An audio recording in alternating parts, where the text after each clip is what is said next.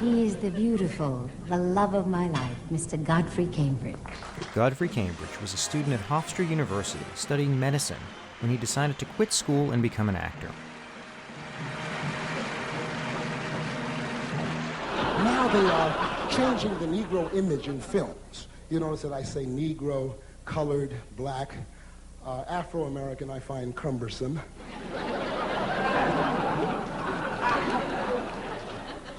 I mention all of them, folks, because frankly we haven't decided what to call ourselves yet.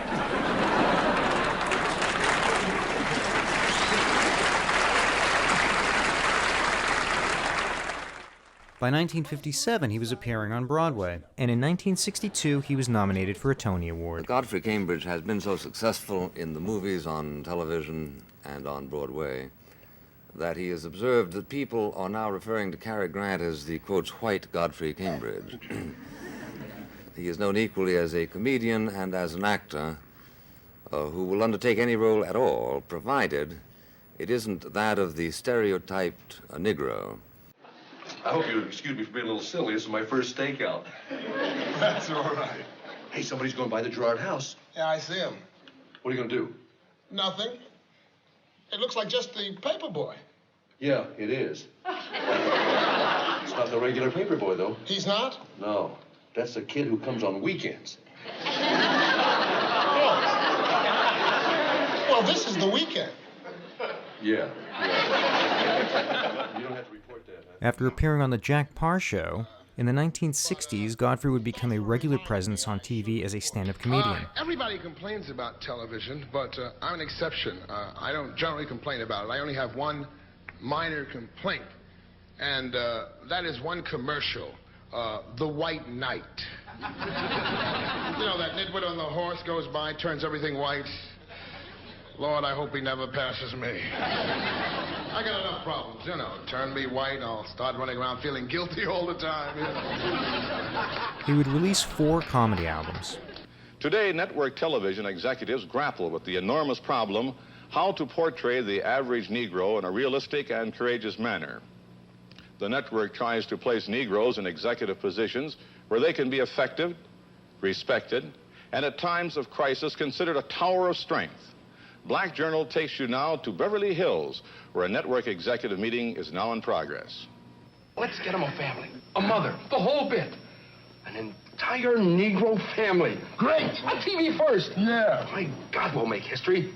Probably grab us off a couple of Emmys, just for courage. Wait a minute.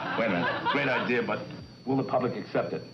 According to our latest surveys, white America will only buy the Negro family if it's a common law relationship.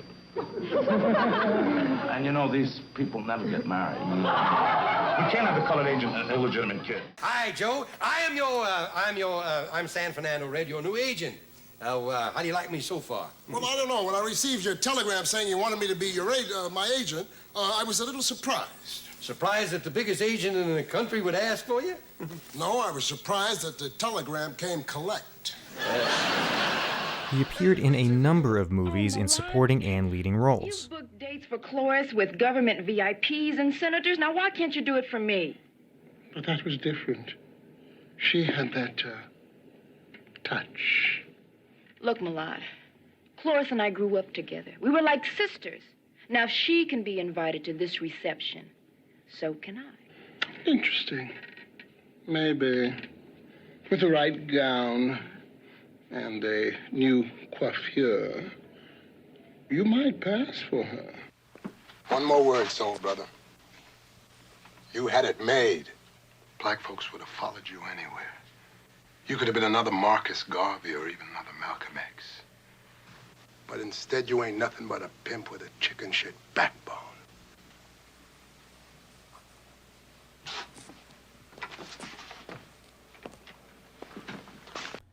One of his more memorable roles is as the lead in the film Watermelon Man.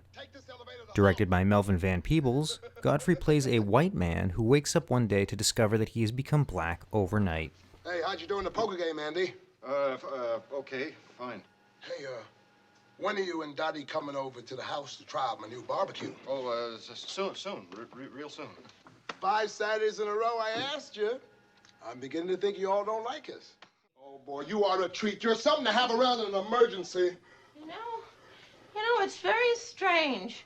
My mother always thought you were a little on the dark side. I mean, she never came right out and asked me. Your mother is in no position to judge other people's races. Mr. Cambridge was prominently identified with the civil rights movement during the 50s and 60s. Now he appears to desire to fight himself free of what was once a consuming entanglement with that movement. Indeed, one of his friends has commented that his humor has succeeded in keeping the civil rights movement in proper focus. You think that the civil rights movement erred in suggesting that there were easy legislative solutions? No, I don't to these think problems? that they erred. I wouldn't criticize them on that basis. I would say that it is an American dream that democracy is possible for all peoples. So that in asking for this legislation, they really believed in the American dream. Now, if there is a disaffection with that American dream because it has not been forthcoming, well, then that is the failure of our society. My name is Godfrey Cambridge.